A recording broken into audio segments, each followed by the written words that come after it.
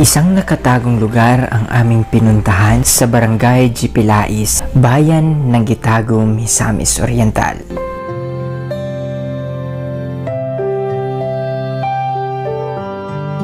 Dito aming nakita at nakilala ang pamilya ni Ate Anisita. Tahimik na namumuhay dito ang kanilang pamilya. Ang kanilang tahanan ay malayo sa kabahayan, bukod sa isang bahay ng kanyang kamag-anak. Ang kanyang asawa ay si Tatay Laurito. Siya ay nagbebenta mga bahay ng halamang gamot upang may pantustos siya sa kanyang pamilya. Si Ate Anisita naman ay simpleng may bahay. Siya ang tagapangalaga at tagabantay sa kanyang mga anak. Ngayong araw kasama ng aking mga kasamahan ay pinuntahan namin ang kanilang kubo. Binisita at kinamusta ang kanyang pamilya. Nakwento nga ni ate na nananghalian sila ng saging at konting kanin. Wala din daw silang ulam mga kababayan, kaya't nagtitiis lamang sila sa tinatawag dito sa amin, ginamos o bagoong. Upang makatulong sa pamilya, si Ate Anisita ay nangangahoy upang ibenta sa kanilang barangay. Hindi daw kasi nagsasapat ang kita ng kanyang mister sa pang-araw-araw nilang pangangailangan. Minsan nakakabenta siya, minsan din wala. Bukod sa problema nila sa pagkain at pangangailangan sa bahay mga bay, ay problema din nila Ate Anisita ang kanilang bahay. Ang kabilang bahagi kasi nito ay halos mabulok na sa kalumaan. Meron pa nga itong bakas nung makaraay nasunog ang kanilang bahay. Kababayan, kung mapapansin po ninyo, ang parteng ito ng bahay nila ni Nanay Anisita ay nangitim. Ito po mga kababayan, ang sanhi po nito ay muntika ng masunog kasi yung bahay nila ni Nanay.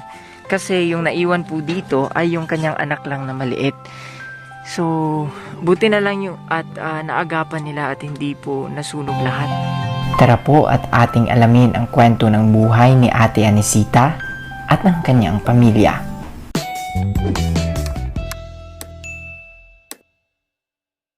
So, ito po yung dadaanan namin mga kababayan. Kailangan namin tumawid na naman ng sapa dito upang makapunta kami doon sa kabilang bundok. So, sila po yung mga kasama natin sa ngayon dahil malayo po tayo sa PB team and of course doon po sa ating pamilya.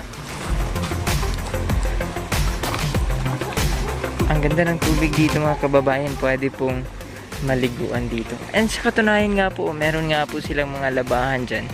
Dito po sila naglalaba sa ilog na ito. So, tatawid po tayo.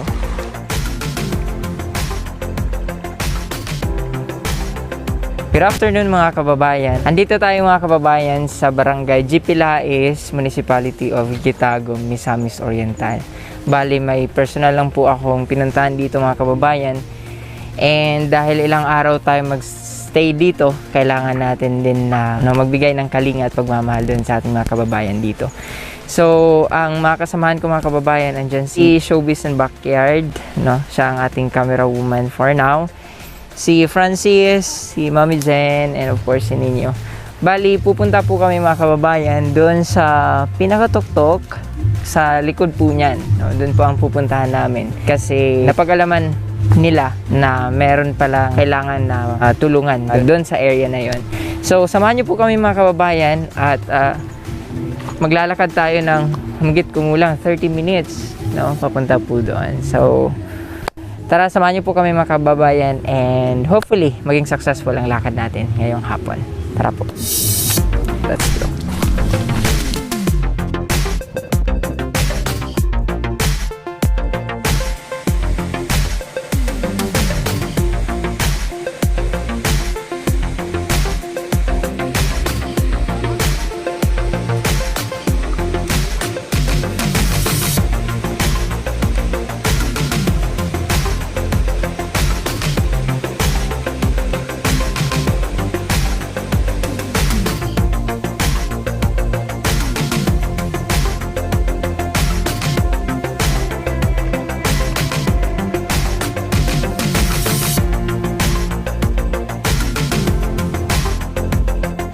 So mga kababayan, kailangan namin itong akyatin ang matarik na bahaging ito upang mapuntahan namin yung tutulungan namin ngayong araw. So kahit na medyo mahirap yung paakyat mga kababayan, dahil kung hindi mo gagamitin yung paa at kamay mo ay hindi ka makakaakyat dito sa matarik na akyatan na ito. Galing po dun sa ating mga sponsor yung madala natin ngayon mga kababayan. Meron tayong bigas at saka may grocery din po tayong dala dun. So, medyo matarik po ito and kailangan pa din akyatin. Buti na lang medyo sanay tayo dito.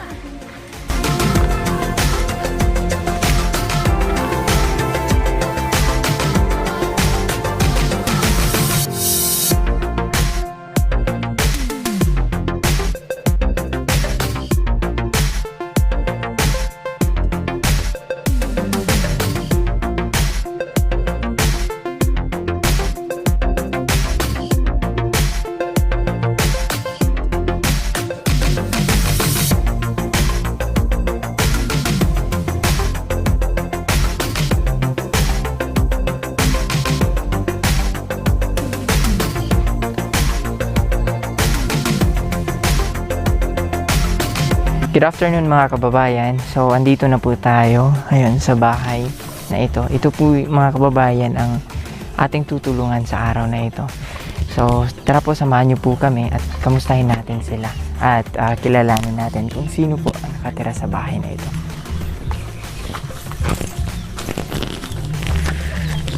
Ayo! Good morning po. Morning, tagate. Pwede may makasaka? Pasok tayo mga kababayan. Okay lang. Tayo. Saka sir. Ingat lang po tayo dito. Dahil possible. Nandito tayo ngayon sa loob ng bahay ni ate. Yan, unsa gani mga pangalan ate? Inisita, lumahang. Ilang taon na po kayo ate? Pila na edad nimo? Nang 49. 49 years old. May asawa ka po ate? Naa. Ano pong pangalan ng asawa nyo? Laurito lumahang. Ilang taon na po siya? Na yung edad ate? Ang edad, kana siya ng 50. Kamusta po kayo dito? Kamusta yung pamumuhay ninyo dito? Kumusta yung panginabuhi din eh? Makasuro ito siya tambal sir na kuan man gud siya na siya makakuan siya ng 1,000 makuan lang siya makakuha siya ng 1,000 na tapos maghilot niya ana ra taman. So yun bali yung hanap buhay. Taman ragyan ng 1,000 makuha na niya. So ang trabaho sa imuhang bana Kuan lang nang manghilot ra og magsuroy og luba. Nya ang luba yung herbal. So bali po mga kababayan, ang trabaho po ni Kuya Laurito, yung asawa po ni ate ay tagahilot daw po, and at the same time naglalako po siya ng herbal, yung mga ugat ng mga halamang ugat, tama ba yan? Mga halamang gamot mga kababayan na makikita lang dito sa mga kabundukan, no? So siya lang po ang nagapangita ate sa kadtong mga herbal. Dari lang po sa palibot niya ginapangita. Oo, sa pangpang pag nakuhaan sir kay sa mga bangin niya kinukuha yun. babaso ba tapos na banggilid pa. Sa mga bangin daw po niya kinukuha yung mga ugat mga kababayan upang gawing herbal. So naglalako po si kuya ng mga ganun upang kahit papano ay pantustus dito sa bahay, pangailangan dito sa bahay nila ni ate. Anisita ate no? Ayan. Matanong lang namin ate, mapangutana lang namo. Pila ka buok imong anak ate? Unom. 6 ka buok. So asa sila karon ate? Ang uban na nangamingyo naman uban sir. Ang Pila ka buok ang namin nyo? Ilan po yung nag-asawa na? 3. 3. Oo. So ibig sabihin, ang naiwan dito sa bahay, ang nabilin dire sa inyong balay is 3. Si Ronalyn, Pilang edad rin nun, Ronalyn? 22. 22. Kinsa pa ang naa din eh. Michelle Michelle, pilang edad ni Michelle? 15. 15. Kinsa pa? Laurito Junior 12. 12 years old. So wala ka nang maliit na wala na kay gamay nga bata. Wala na. Ayan. Etong tatlo na naiwan sa poder nyo po. Itong 22, 15 years old, and 12 years old. Nag-aaral po sila ate? Nag-eskwela sila? Eskwela sir na labi kayo na tamara ng ang kamanggulangan, tamara sila grade 5, mga grade 5 na sila taman. Na kanina yung mga manghunong babae na kalampos sa kangyod ng high school na sila. High school. So, patuloy pa din siya sa pag-aaral? Nagapadayon pa sa Eskwela pa na ako na sir kay kailangan talaga na pag-aralin ang mga anak, ha? hindi sa na ako na ipanguan sir kay pa eskwela pa na palampos sir. It's better talaga, mas maayog yun nga maka-eskwela ang mga bata. No? So, kumusta inyo nga panginabuhi diri? Wala ba galisod? Makalisod yun sir kay panahon no kami bugas sir magpilay mo sa among duma kay among Pili og duma? Unsa na siya ate? saging. Saging? So, yung saging ang lulutuin ninyo? Unsa na Dungagon na mo. inyo ang tanom? Kanina ani amo man yung saging ani. So pag wala daw po silang bigas mga kababayan ay ang niluluto po nila ay saging. So yun po ang kinakain nila. Gaano kahirap ate na kumbaga hindi naman nagrereklamo yung mga anak ninyo ate? Wala Nagkuamang po na sila sir na maghuna-una po Antos. sila ang kalisod sa kanan. Yan na po sila. Antos pod no? Mag-antos pa sila kay og unsaon naman ang among kaana mo sunod pa sila. Nakapaniod to na mo? Nagkaon naman min sir. Nakapanangilian na po sila daw mga kababayan. Ano po yung ulam ninyo ngayon? Na Kung sa inyong sudan karon? ginamos sir. Ginamos. Dahil sa hirap ng buhay at pagbabudget mga bay, ang pagkain o ang pananghalian nila ni Ate Anisita ay kunting kanin at saging na nilagyan nila ng ginamos o kung tawagin sa atin, bagoong. Anapa mo'y bugas diha? Ana pa man sir. Mga pila ka kilo? Isa ra na ka kilo sir. Isa na lang ka kilo ang naiwan? Kay sa gara mo palit may sir kay ay 4 ka kilo ana kay mahal maging bugas. So 1 kilo na lang ang naiwan dyan. Pila na lang nakalutuan natin? Ilang lutuan na lang po yan? Magdungago na mo kay duha ka salmon ana. So bali yung 1 kilo ninyo, hatiin pa ninyo yun? Tagura lang budget lagi among dungagon sir kay kuan lagi ana. Ano yung 2 kasalmon natin? Tagura lagi magdungagon ng Magkasya ba yan? Magkasya ba sa imong mga anak? Magpaigo ba sa imong mga anak? Musibo mo sir basta lang ampo lang paagi lang pag-ampo sa Ginoo. Kontrol na lang ang pagkain. Tapos yung palaging yung ulam, yung ginamos. Ginamos, tinirang ginamos usahay makakuan tinapaan na mura gina na sir. Kailan kayo Talag sir mo may makapalit og isda. Kailan kayo last nakakaon og isda? Say makapalit nag isda og na ay bay-ubay pa mong kwarta. Kano sa man mo last nakakaon og isda? Aturo tong insimana. Last week.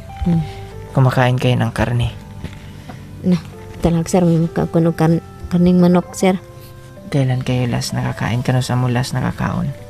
Nakakaon manok og na ay birthday. Pag may birthday lang. Pag may handaan, nakakain kayo.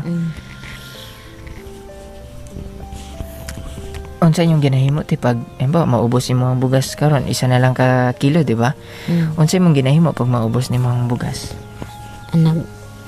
Magkuan dungag lami saging ano. Saging na lang.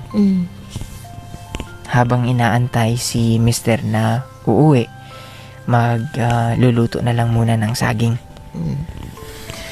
Sige ate, hindi namin ito patatagalin ate. Meron pala kaming dala dito na maliit lang po ito ate. Gamay lang po jud kaayo ni. Pero I hope na kahit pa paano ay makatulong po sa inyo. Sige Leog, meron tayo ditong groceries. Konting groceries lang po ito. Bali, buksan natin ate. Para makita nyo po yung laman. Baka wala kasing laman. Basta wala sulod. Mag-prank mo. Joke na dahil nga naisulod. Ayan. Sama mo siya ang masulod ate. Medyo malit kasi yung bahay nila ni nanay mga kababayan. Kaya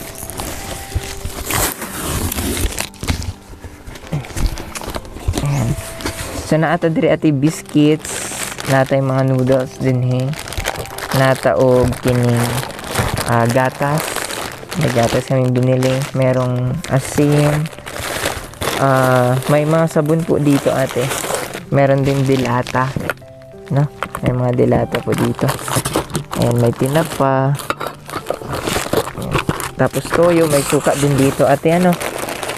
Tapos iba pang mga kailangan dito sa bahay. May biscuit ka dyan. Meron din posporo. Ayan, may mga seasonings din po dito. May asukal na nakasalad din. Ayan. At tapos ate, at the same time po, meron po kaming maliit na dalang bigas. Kasi wala po kasi mga available doon mga kababayan na yung tag 10 kilos. Mahirapan din po kasi kami pagdala pag yung mga 25 kilos. Tapos, ang naiwan lang kasi doon ay itong 5 kilos na rice. Tapos, isa na lang din ang naiwan doon. Kaya, ito na lang muna yung binili namin. Siguro pagbalik namin, kung loobin ng Panginoon na makakabalik kami dito, ay magdadala kami ng medyo madami-daming bigas. No? At makisuyo na lang po tayo doon sa mga kasamahan nila ni Mama Jen na magpasama tayo upang kahit papano ay meron tayong makakatulong or may makakatulong sa atin sa pagbuhat ng bigas kasi medyo mabigat din yun. No? And aside anong bugas ate, yung bigas po ate at saka groceries ay galing po yan sa ating mga sponsors sa mga kababayan po natin. So nais ko pong pasalamatan yung ating kababayan na may puso, no, para doon sa ating mga kababayang kinakapos. Maraming salamat po Ma'am Virginia Tapawan Fulgencio. No, maraming salamat po sa inyo.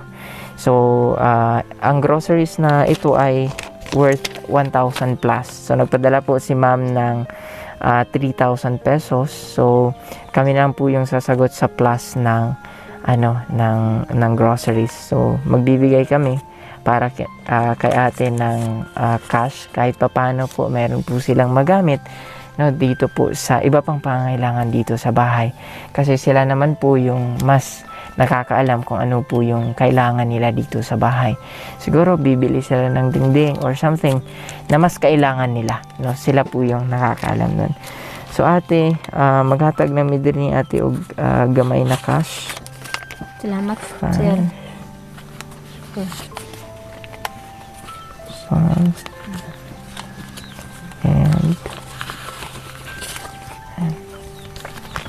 So, gikan na sa ate kay Ma'am Virginia Tapawan Fulgencio. No? So, sabi niya po na ibigay doon sa mga kababayan namin na nagakinahanglan. Maraming salamat, sir, ma'am.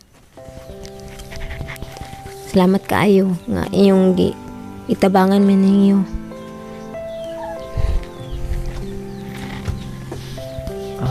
Masaya po ba kayo? Nalipay ba mo nga na ay nagtabang sa inyo karon nga adlaw? Nalipay kami, sir, kay nakaani mo din nga lisod kay ni among pangamuhi ni mamuhi. Papansin niyo po mga kababayan yung bahay ni ate kasi ay medyo sira-sira na po. Matanong lang namin ate Anisita, no? Matanong namin, bakit nganong wala ninyo na paayon yung mga balay? Abi naman, sir, na sige mo kana akong pares kay mangita mo gano sa kwarta na di matubangan ang balay. Na may lain mamakuan. Walay lain nga mo panday? Wala ding pera, wala po kwarta. Wala mo po ikasuhol, sir. Panday. Paano wala man gatuloy inyo ang balay ate? Ay noon min tulo, sir. Okay naman, diri lang. Ang banda. kani-ani raman sir kay bitangan lang yung silirap sir kay wala man lang human ng atok. Ano po yung bibili ninyo sa pera na naibigay? Kung sa inyong himuon sa kwarta nga gihatag sa inyo. Ipalit na mo ni bugas sir. Bili kayo ng bigas pang yung pandagdag, no? Dito sa aming dinala. Para kahit papano ay may stock kayo ng bigas, no? Maraming bigas. Kasi kailangan talaga yung bigas. Yung ulam ay mahanap lang natin, no? Kahit saan may mga tanaman mga gulay, wala. Ay po ko nagtanom ko sir pero wala pa may na kuan ba gagmay pa. Magtanim talaga tayo ng mga gulay. Kahit papano, yung para yung bilhin na lang natin ay yung bigas, no? Kahit papano yung mga gulay ay makukuha na natin sa ating backyard, no? Yan din po mga kababayan yung ginagawa ni Celebrity and Backyard, no? So, pwede nyo pong puntahan yung kanyang channel mga kababayan at meron po kayong makikita doon na interesting and nakakatulong para sa pag-backyard gardening and backyard na pag-alaga ng kahit anong hayop, dinosaur, T-Rex. So, ayun ate, nais naming magpasalamat doon sa aming butihing sponsors. Dahil kung hindi po dahil sa kanya, ay hindi kami makakapunta dito. Kung dili tungod sa amo ang sponsors, no, buutan nga sponsor, dili may makaadto din Naog nagapasalamat po mi sa ilan ni Mami Jen, sa Ate Ruby, si Francis, si Nino, and yung mga kasamahan nila na pumunta dito noon. Kasi sila po yung nakapagsabi sa amin na andito po kayo na nangangailangan ng tulong. No? Salamat kay sir, ma'am. Nga nakaanay gyud ninyo sa among balay nga gamay gyud among balay. May problema po. Kalipay po namo nga makasudong makakita na namin napalipay nga tao. It is our joy na makita po kayo na masaya. And gusto namin na mag-glorify ang ating Panginoon na sa pamamagitan ng aming mga ginagawa. Sige lang kay og kana iyong ikahatag sa among panalangin. Pinalangin lang gyapon mo sa Ginoo. Madungagan ra iyong pinalangin pud ninyo. Wala naman kay dalaga, di ba? Igo gid kay na sa iya hatay. Mga pantalon pa siya. Gikan ni kang kuan mix vlog ni Bay. Ayun. Maraming salamat kay Mix Vlog ni Bay. Ayan, supportahan po natin mga kababayan. Mga used clothing po yan mga kababayan. Pero napapakinabangan pa po. Magaganda pa po yung quality ng damit na binigay ni Mix Vlog ni Bay. Okay, okay pate? Kaya pa ate? Ayan, natapunan na si ate sa dami ng binigay. Sige ate, hindi na kami magtatagal. Pero bago kami uuwi ate, meron lang kaming kahilingan. Okay lang ba na makapag-pray kami para sa inyo? Okay lang ba makaampo kami para sa inyo ha? Okay sir. Sige, kasi this material things ate ay siguro makonsumo ninyo na pila ka adlaw, tulo ka adlaw, isa ka semana. Pero ang prayer ate, nga ma-declare para sa atua, no? Ang Ginoo kabalo kasi kunon sa atong gikinahanglan sa matag adlaw. And ang isa kapag ampo is powerful, no? Kumbaga gamhanan ang mga pag-ampo. Okay na mag-ampo gyud paagi sa Ginoo mag-ampo. Sige, mag-pray mi para sa imo, okay lang? Sige. So, let us pray mga kababayan. Most gracious and heavenly Father, we thank you for this wonderful afternoon, Father. We thank you, Lord God, na nakailan namo si Nanay, na kilala namin si Anay Anisita, Father. And nalaman, Lord God, kung ano po yung kahirapan na kanilang dinadanas sa ngayon. Aming mga pagsamot dalangin, Ama, na ikaw po nawa ang magbigay ng intervention for them, provision for all their needs, Lord God. Ikaw, Lord Jesus, maghahatag sa tanan nila gikinahanglan, Lord God, materially, financially, Lord God, even most of all, Father, ang espirituhanon nga bahin, Lord God. I pray, Lord Jesus, nga ikaw magagiya kanila amahan, maghahatag og sakto nga panghuna-una, Lord God, kung unsa ang diskarte, maayo nga diskarte, Lord God, legal nga diskarte, Lord God, nga ilang paghimuon, aron Lord Jesus magampanan nila ang mga responsibilidad Lord God sa ilang family. We thank you for this afternoon Lord God, and we thank you for the lives of our sponsors. Maraming salamat po Ama sa buhay ng aming sponsor Lord God. Ikaw po nawa ang patuloy na magpala sa kanya at magbigay ng lahat ng naisin ng kanyang puso. Maraming salamat po sa kalakasan ninyong binigay sa aming lahat. In Jesus name, amen and amen. So Ati Anisita, dili mi magdugay og daghan kayo nga salamat sa mga panahon nga gihatag sa amo. Ha? Salamat kay sir. Bulawanon kaayo nga panahon ang imong gihatag sa amo og nagapasalamat mi ana. Okay? Salamat kay sir. Yeah, walay problema. Sige, may gusto kang sabihin sa nagbigay ng pera sa iyo, nakay gusto ingon sa naghatag og kwarta sa imuha og kining naghatag sa grocery sa imuha. Nasalamat kay ma'am, sir, nga naamo nakaabot gid mo na sing panalangin imong gihatag. Ayan. So maraming salamat daw po Ma'am Virginia Tapawan Fulgencio sa ating butihing sponsor na kahit papaano daw po ay nakarating tayo dito kahit malayo yung tirahan nila ni Nanay Anisita. Maraming salamat mga kababayan. Maraming salamat po sa patuloy na pagsuporta at pagsubaybay sa ating munting channel.